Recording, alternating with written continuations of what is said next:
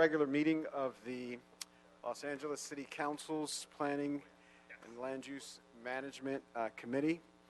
My name is Marquise Harris Dawson. I'm the Vice Chair of the committee, standing in for our fearless leader, Councilmember Jose Huizar, joined by Council Members Kern Price, South Los Angeles, Councilmember Blumenfeld, and Councilmember Englander of the mighty San Fernando Valley.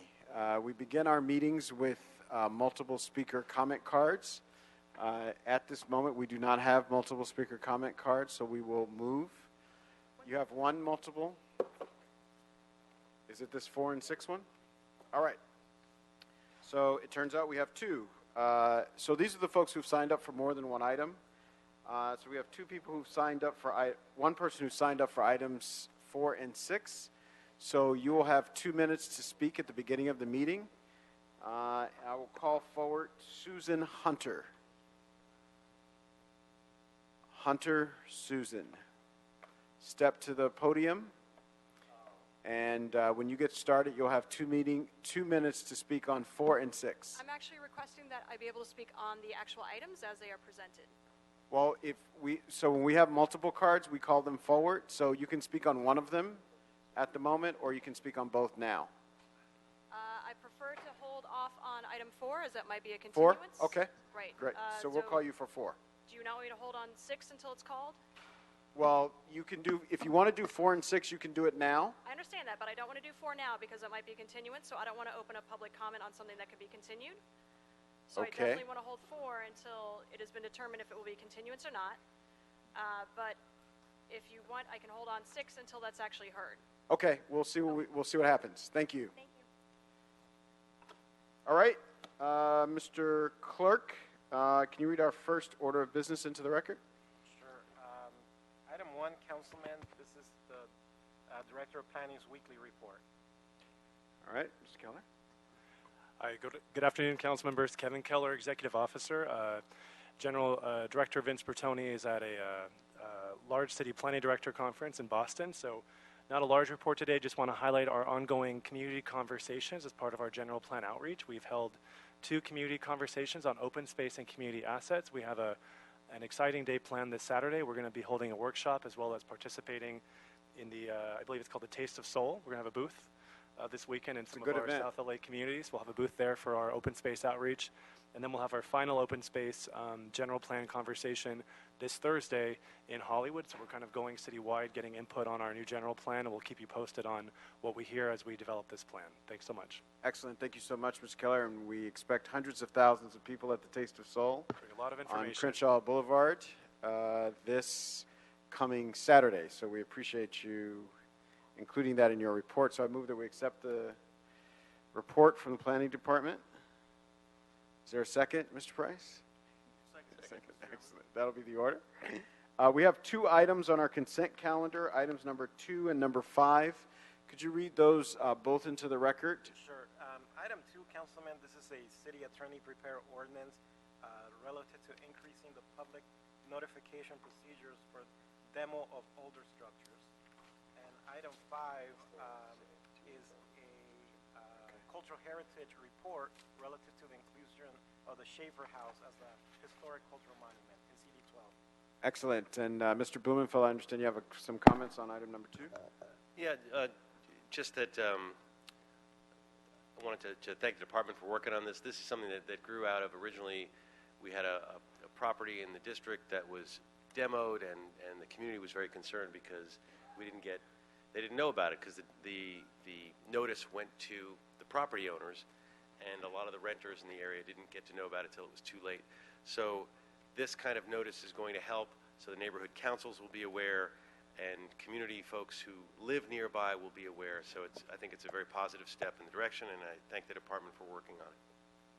Excellent. If there's nothing further, we'll take those items on consent. Hearing no objection, that'll be the order.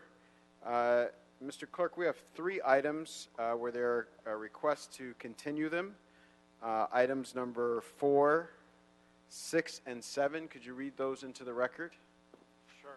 Item 4, Councilman, this is a cultural heritage nomination for the inclusion of the Hollywood Reporter in CD 13. Item 6, Councilman. This is an appeal and a draft ordinance and a vesting zone change and height district change ordinance, and the associated appeal as it relates to, I believe, 5 land use entitlements, conditional uses, zoning administrator's adjustment, waiver of dedication, and a site plan review for a 133 dwelling unit hotel in CD 13. And the next item, I believe it's item 9. Again, this is a report from the City Planning Commission, and it involves 7 appeals as it relates to a project in CD 8 and 10. Excellent. And So, the Baldwin Hills Crenshaw Plaza mixed-use project in CD Yes. 8 and 10. the request is to continue numbers 4 and 6 until October 24th, and to continue item number 7 until October 31st. Hearing no objection, that'll be the order on those. 3. 9, Councilman. Item 9, Councilman. Oh, item 9 is just continued to a date indefinite. Okay. We're continuing it. So there's speaker cards on 4, that we're continuing the matter. Do we take the speaker cards? It's up to you if you want to do it today or at the meeting. Okay. Yes, ma'am. Terry Coughlin, Messiah City Attorney's Office. Under the Brown Act, public comment can be taken at the meeting or when it's When we called. actually hear it? So, yeah. Yeah. So. So if there are no strong objections, we'll take public comment when we hear this matter in a couple of weeks. I know there was about a half dozen people here that have requested to speak on that matter. So that'll be the order on those. Now, Mr. Clerk, could you read item number 3 into the record? Sure. Item 3, Councilman, this is a City Planning Commission recommended vesting zone change and a height district change. Building line removal, it's a mixed-use project with 146 dwelling units and 15% very low-income units in CD 12. Excellent. I believe we have staff here to give us a short presentation on this matter.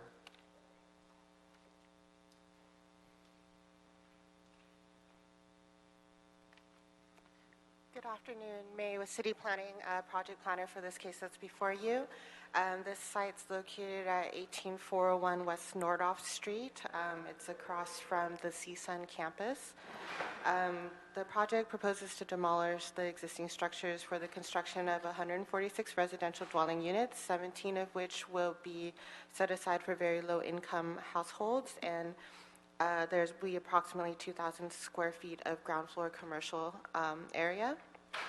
The items that's before you today is a vesting zone change from P-1BL and CR-1L to TQC2-1BL, and then RA-1 to TQR3-1, as well as a building line removal on a portion of the site.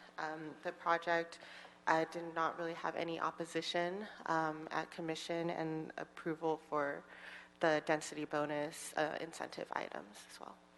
Excellent. You're joined by a colleague at the table. I'm wondering if you have anything for the good of the order. No, Nick Hendricks. I have nothing to add at this moment. Thank you. Thank you so much. Excellent. Comments and questions, council members? Councilmember Englander? Are there any public comments? There are no cards on item number 3. Okay, so on this, colleagues, what's really cool about this, and one of the reasons that there really wasn't any opposition, is we got together and worked on a plan, the new vision plan, the northeast, southwest, the Northridge plan, essentially, that brought together the chambers of commerce, the local stakeholders, the business and residents, as well as CSUN. And for a couple of years that it took to write this plan, going block by block, talking about what the future should look like, both in planning, development, transportation, modes of transportation, and all those elements for livability that go into this, we actually adopted this vision plan written by the community into the full city council, which had never been done in the history of the city. And what's really neat now is applicants will come in and they'll want to build something or repurpose something. and they get a copy of the new vision plan, which is on the city website, and planning has it as well. And they'll design it to fit with the characteristics and features that the community created. And then they come back, and there's no opposition because this is what they wanted. And that's what this applicant did. In fact, they went back, and I'm going to ask that since the applicant has made some minor adjustments to add paneling to 2 formerly blank facades, and they also added a water feature and amenity to the courtyard on the site plan.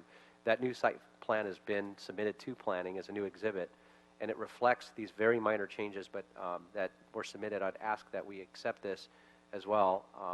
Those should be stamped Exhibit A. But also a message to all the applicants who come in, developers that work within the parameters of New Vision. It's a great concept.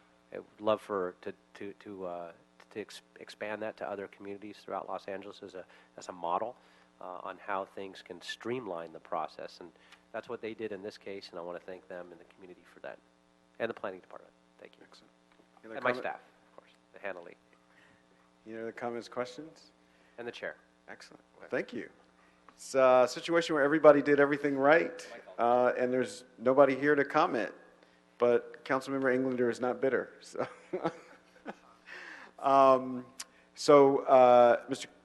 Mr. Clerk, we will affirm this matter with the amendments put forward by Councilmember Englander. Yes, sir. Hearing no objection, that'll be the order. Where does that leave us? That leaves us with 8? Item 8, Councilman. Yes. Which is located in your district. This is a CEQA appeal by James Childs. It's basically the underlying action. It was a CUP for 7 dwelling units containing more than 5 habitable rooms in CD8. Excellent. Yes. Good afternoon, council members. Courtney Shum with the Department of City Planning. Here with me is Nick Hendricks, Senior City Planner and Associate Zoning. Pardon me, sir, we need you to have a seat until you're called. Thank you. Thank you. Here with me is also Associate Zoning Administrator Henry Chu. The case before you involves a CEQA appeal relating to the proposed construction of 7 small lot homes on 37th Place between Catalina and Vermont in Council District 8. The appeal states that the issuance of a categorical exemption is inadequate because the project will undermine the historic character of the neighborhood. Staff's response to that is that the project meets all criteria to qualify for a Class 32 infill development CE, and none of the exceptions to categorical exemptions apply. The project would not result the project would not result in cumulative impacts, and there are no unusual circumstances surrounding the development of the proposed project. It is being built at a density and within a building envelope that was anticipated and analyzed under the South Los Angeles Community Plan. The applicant is not seeking any deviations to construct the small lot homes beyond the development standards that are otherwise permitted by right. Existing city regulations are already in place to ensure that impacts do not reach a level of significance. Furthermore, the project would not result in impacts related to historic resources. The subject property and existing structures on site have not been identified as a historic resource, nor are they within a recognized historic district. A historic assessment was prepared for the project, which found that none of the existing structures on site meet the criteria to be designated as eligible for the National Register of Historic Places, the California Register of Historic Resources, or as a City of LA Historic Cultural Monument, as an individual landmark, or as a contributing building to any potential historic district. The appellant has not submitted any reports to counter this analysis. While the project will be introducing new construction to an older neighborhood, it will not result in significant impacts on historic resources, cumulative or otherwise, as there are none on the project site or within the immediate surrounding area to impact. That said, staff recommends that the CEQA appeal be denied. Thank you for your time. I'm available for any questions. Thank you so much. Do either of you have anything to add at this moment? No? Okay, we'll take public comment. We have about a half dozen cards here. Councilman, you may wish to hear from the appellant now. Okay. Yes. I don't have a card from the appellant. Is that a problem?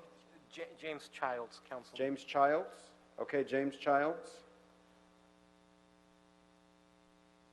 Okay, here it is. I do have a card. Sorry. And am I right? I'm sorry. James Childs. Do you need my address? No. No. Okay. I'm asking you to reject the categorical exemption and simply do a mitigated negative declaration, which this project needs. There are cumulative impacts that planning staff, OHR, have ignored in spite of my appeal to the South Area Planning Commission. And it's important. This is a neighborhood that has been overlooked and ignored. It's basically west of Vermont, across from USC, between Jefferson and Exposition Boulevard. It has no historic overlay zones whatsoever, unfortunately, and therefore this is the problem we're facing. This developer has already demolished 4 historic homes, 1208 West 25th Street, a 1902 one-story Victorian cottage, 1157 West 36th Place, an 1887 one-and-a-half-story Victorian cottage, 1155 West 36th Place, a one-story 1922 Craftsman bungalow, and 3431 Catalina, a 1919 one-story Victorian transitional cottage. This project calls for the additional demolition of 1176 West 37th Place, a two-story 1907 American Foursquare, 1182 West 37th Place, a 1908 one-and-a-half-story Craftsman bungalow, and 1182 and a quarter, a 1912 one-story vernacular cottage, and in addition, another project nearby at 1227 West 20th Street will result in a one-story 1949 ranch-style duplex being demolished. Those are 8 historic buildings. In spite of the fact that they don't qualify for National Register, they would qualify if anybody had bothered within the planning department or at council level to have a HPOZ overlay zone. I happen to live in one and created one myself, University Park HPOZ. These buildings would be inclusive based on their age and significance as a historic block street. And to have the city misuse categorical exemption on every one of these historic structures is obscene and probably illegal at some point. I don't know when someone will raise the issue about not doing mitigated negative declarations where people have a right to know what's being done in their community. These categorical exemptions are hidden behind closed doors. They're not published, and no one knows what's going on. And at a minimum, all of these should have had a mitigated negative dec so that the people in the community that lives there knows what's being done to their neighborhood. A categorical exemption, I'm going to have to read a bit here now that I have another minute, 58 seconds. The use of a categorical exemption is impermissible when a project cumulatively adds to the significant impacts of projects that have preceded it, even if those projects were initiated by other owner-developer applicants. I have no idea how many other buildings have been torn down over there because none of those other developers asked for entitlements like this developer unfortunately did for himself. The buildings are being raised, and there's no concern about the loss of a historic district that dates back to the turn of the other century, not this one. So I think it's not inappropriate to ask for something out of CEQA wherein people can understand what's going on in their neighborhood and have a chance to respond to it. So I really think that you all need to re-examine what the planning department, especially OHR, is doing with their streamlining of CEQA process, because at some point it's going to come back to bite you, and I don't know when that will be. Thank you. Thank you. The applicant now? The applicant, I'm not sure, yes, they're in the... Henry Fan. Hi. Thank you for your time. Appreciate it. I just wanted to sort of start off by telling a little bit about who we are as investors and developers in the neighborhood. We're long-term investors, so we're not people who just sort of get in and get out. Every property that we've owned in that neighborhood, we've held, and we've continued to put more money back in there. We own a handful of historical homes that are registered, one of them being a historical monument. We've also taken, I believe, 2 of those homes, and we've fully restored it. by putting in about $500,000 into each home, completely redoing foundation, roof, electrical, plumbing. One of them is a historical monument that we've completely restored, just to give you a little bit of idea of our investment into the neighborhood, our commitment to that neighborhood. When we started this project, we did an outreach program, and the outreach program includes going door to door, canvassing the neighborhood, meaning a 500 feet radius. We've knocked door to door and we've talked to all the residents that live in that particular area. We had about over 300 signatures in support of this project. We also reached out to Neighborhood Council, and we also reached out to WAHA and their representative, the appellant Jim Childs. In that process, we've learned about three main issues. One was, is it historical? Two, is there enough parking? And three, the design of the building. And I'll go through really quickly in terms of design. Our original was a 4-story building, almost 45 feet in height, with a rooftop patio area and a contemporary modern styling. After talking to everyone in the outreach program, we made a compromise and we made changes to our design after everything was already sort of designed. So we put additional money in to take a 4-story building into a 3-story building plus mezzanine. We took the almost 45 feet in height to bring it down to 39 feet in height, which is a 14% reduction in height. We also added a rooftop garden to the rooftop patio area, and we committed to 30% of the rooftop area to be garden. We also then took the rooftop and set it back from the street another 5 feet, so it gets a little bit further from the street. We then changed the styling from a modern contemporary styling to an Italianate architectural styling that would be more appropriate for that neighborhood from a styling standpoint. So those are the changes that we made in design. From a parking standpoint, this particular development has 30 parking spots, which is 16 parking spots more than the LA standard code, which is 2 more parking spots than what the NSO, which is the Neighborhood Stabilization Ordinance, requires. So we have more parking than is required in that particular area. And the last thing is we reached out to historical consultants to assure that the houses that we plan on sort of demolishing are not historical. And so we have historical consultants that have cooperated what OHR and planning staff has said as well. And all these changes that we've made, we've actually talked to everyone within our outreach program, including the appellant. And what we originally thought was that we did have a verbal understanding that the project was satisfactory. So we did make a lot of compromises in the hopes to not be here today. So I'm a little surprised that we are here today. Thank you for your time. Thank you. Did you want me to speak with him, sir? Because we were going to take up the whole 5 minutes. Go ahead. Okay. Elliot Thompson, land use attorney representing the applicant. Just real quick, wanted to cover a couple of the legal issues in regards to CEQA.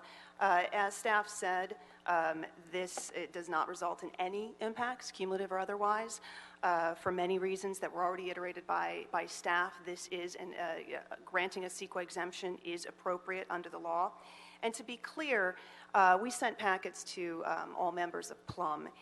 It's a pretty lengthy packet. If you did not receive it, again, we sent it hard mail and email copy, and we've given extra copies to the clerk.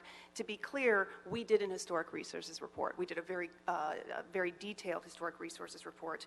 And finally, we reached out to the group that did the Survey LA findings and review, Architectural Resources Group. They wrote a letter saying that under no circumstances did they ignore, did they overlook, did they forget about this area of the city. They specifically looked at this area, they specifically looked at this street, and these properties, albeit they're old, had no historic value whatsoever. This letter is in this packet, and we included it. I'm here for any questions, and I thank you again for your time.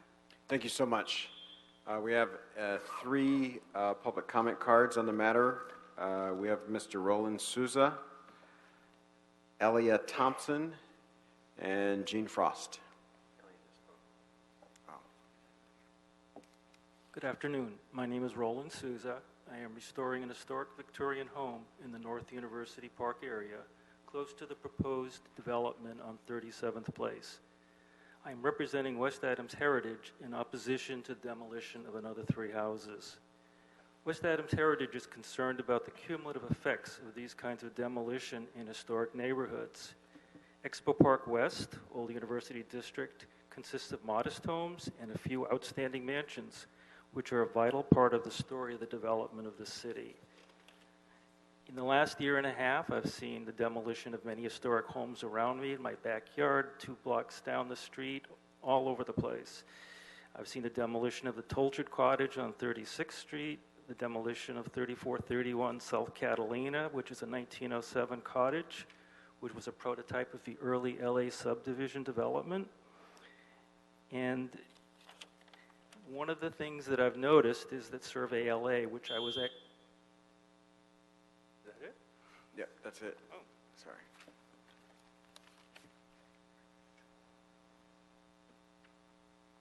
Ms. Frost?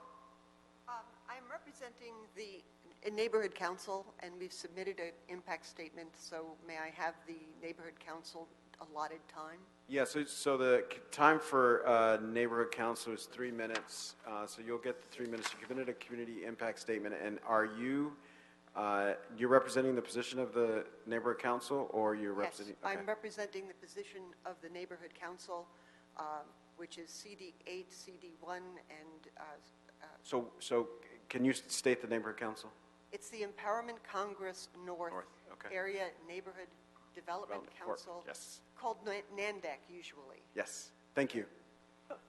All right, our neighborhood council voted 11-0 to 2 to not support this project because of the impact on what is a community that is, we call the Old University District, and it is west of USC. Many of the areas north of USC have the benefits of an HPOZ. Where I live, we have the benefit in HPOZ, and years ago, our houses were called chicken coops, much like what is happening here today. It is a neighborhood worthy of preservation. There is much that is contributor altered. We feel Survey LA was mistaken, and Survey LA's criteria is National Register. They do not consider contributor altered, such as our historic preservation overlay zones consider. This is, our neighborhood council feels that in terms of social and environmental justice, this neighborhood has been not given the attention, the research, the resources that other neighborhoods have received, such as the neighborhood I live in, which is University Park, north of the university. We are asking you to support this appeal, to support not having a categorical exemption. The very fact that OHR said you need to do a historic assessment should have triggered something in everyone's mind that there is more here and there are unusual circumstances. It is a neighborhood worthy of preservation. It is a neighborhood that went from farmlands in the turn of the century to a working class, largely African-American community in the 30s. And that community is being driven out by developments such as this. This deserves study, environmental study. We are asking you not to support a categorical exemption. Out of the 22 total buildings on both sides of 37th Place, 18 are from either 1901 to 1910. I believe 15 are from 1901 to 1910. 3 are from the 1920s. Of these, 7 are 1-story, 2 are 1.5-story, 9 are 2-story. Something should be triggered that not enough study has been done here. And our neighborhood council is asking you to support the neighborhood council that represents this neighborhood and give us the opportunity to comment on a mitigated negative declaration and have it truly vetted as opposed to decided in an office somewhere without it being published. So I ask you to support the appeal and require a mitigated negative declaration in the cause of economic and environmental justice for this neighborhood. Thank you. Thank you. Questions for staff. So I've heard 2 things, that the neighborhood council was supportive, and then that I just heard that the neighborhood council was not supportive. Is that something that you all reviewed as a part of your investigation? Courtney Shum, City Planning. The Neighborhood Council did submit a letter to the file, and that was reviewed as part of the decision. And what were just the points in the letter and you all's response to that?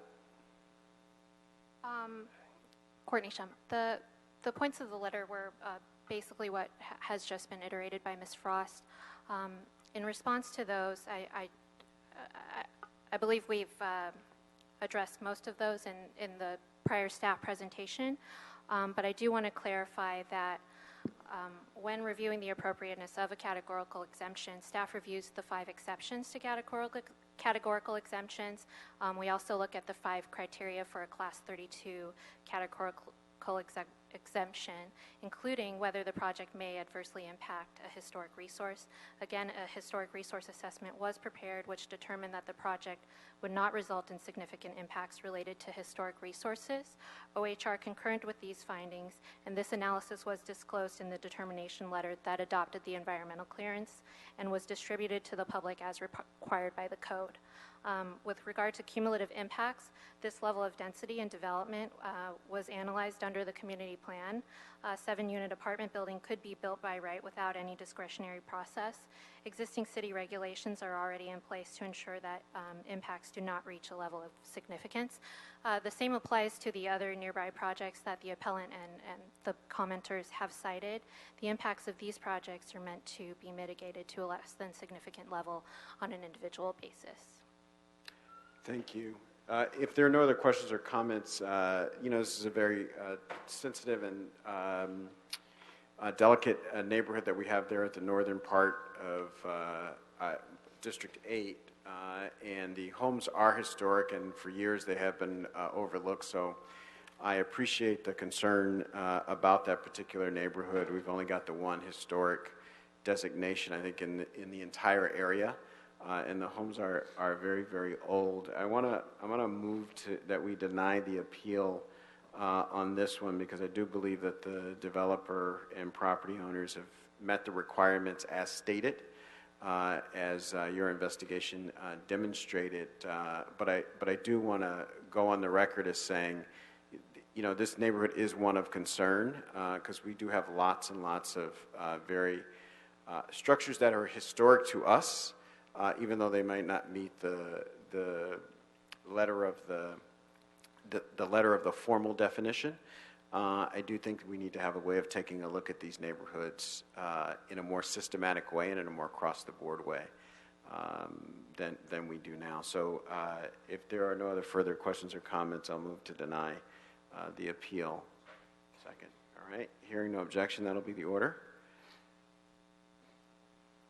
Mr. CLA, what do we have before us? That concludes the agenda, Council. Excellent. There are no public comments. So this adjourns our meeting of the Planning and Land Use Management Committee.